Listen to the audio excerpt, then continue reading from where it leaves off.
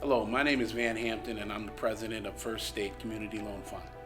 First State Community Loan Fund is a nonprofit community development financial institution.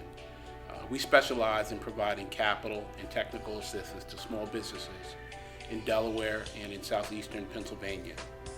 We've been around since 1992, and we typically work with businesses that would have trouble going to traditional banks for financing. Well, as a non-traditional lender, we see a lot of businesses that typically don't get financed through conventional sources like banks and other lenders. And the retail business and restaurants are one of those types of industries that often are missed by traditional lenders, particularly early stage. So, doing the type of work that we do, we see these businesses a lot. What we found was we're making loans to these folks, and they were having challenges, after they got started. And then we had to bring a lot of resources in to help, shore the business up. And what we thought was, we said, well, we've got a lot of loans in this industry. It's a tough industry to finance. Wouldn't it be great if we put together a program where we provided the assistance before we made the loan? And First State Community Loan Fund's Retail Assistance Program was born. Well, my name is Rick Farrell, and my company is Retail Market Answers. We're a business development and economic development consulting company.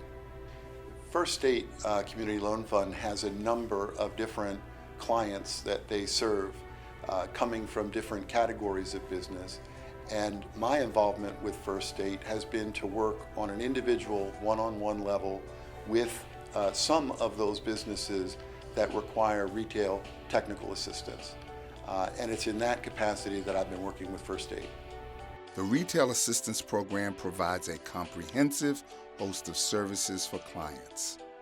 Our company offers 14 core business development services. They're usually offered at a time when a business is starting up, but not necessarily related to startup. It could also happen at the expansion phase of a business, or at a phase when the business chooses to look inward, get better, or stabilize because of some operating issues. Those core services can range from things like site selection and lease review early on in the process, to a financial analysis of the business plan and how that relates to their customer base, some demographic research to make sure that that financial analysis is tempered with market realities. It can go to personal factors that might affect the quality of the performance of the business early on that's outside of what a business plan might pick up, and all things in between. It can be intimidating to ask for help, but the Retail Assistance Program makes it easy to get started. Well, the first step is to have an initial meeting and listen. And what I'm listening for are the priorities of this business, and what are the things we could be working on initially from a priority standpoint that would make a difference in the quality of the way this business gets out of the blocks, so to speak. I'm Carol Cole, and I own Carol Cole Salon and Spa. I have been a stylist for 34 years, and I have also worked in one salon for over 20. And I just found myself needing something more. Carol wanted to open her own salon and knew she'd need some help. When Carol and I first started talking, there were several milestones in her future that neither one of us actually saw. The primary goal was site selection with Carol, and finding the right site and then negotiating a lease that she could live with for a long term was the objective. And we needed to kiss a few frogs before we found a prince, and that's not unusual. In Carol's case, we needed to look at the use clause, what she was going to be allowed to do and not do in some circumstances that would impact on her business.